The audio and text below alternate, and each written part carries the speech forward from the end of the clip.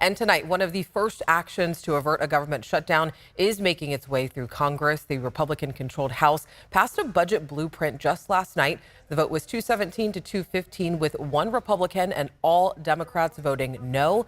The budget includes $4.5 trillion in tax breaks and $2 trillion in spending cuts as part of Trump's campaign promises. Now, health care spending, particularly spending for Medicaid, could be on the chopping block as lawmakers look to cut over $800 billion over the decade. And tonight, with possible Medicaid cuts, concerns are growing about Medi-Cal, the state's version of Medicaid. Republican lawmakers believe the cuts are needed in California since the state provides Medi-Cal to people regardless of citizenship.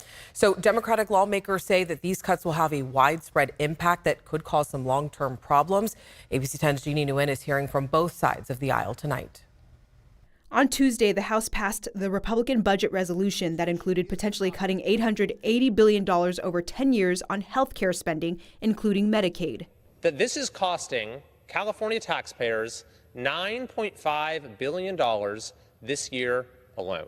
California Republican Congressman Kevin Kiley, speaking from the House floor, says this is needed since the state spends billions on providing Medi-Cal on people regardless of citizenship. Since January 2024, Californians 26 through 49 years old have been allowed to qualify for Medi-Cal regardless of their immigration status.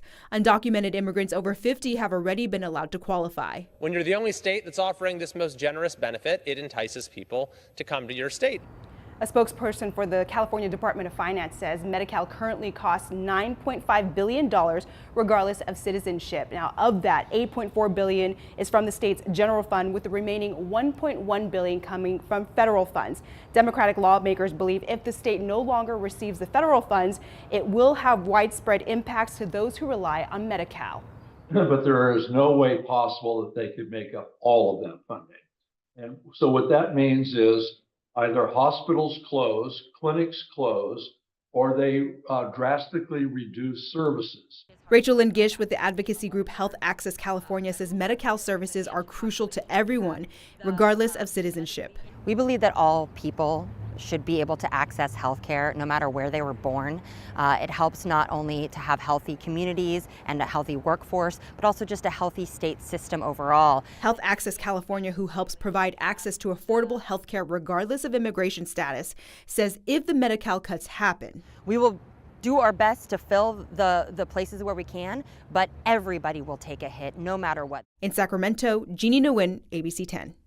And the budget blueprint that was passed by the House last night will still need to go to the Senate for a vote. ABC 10 also reached out to the governor's office for comment about potential Medi-Cal cuts, but we have not received a response quite yet.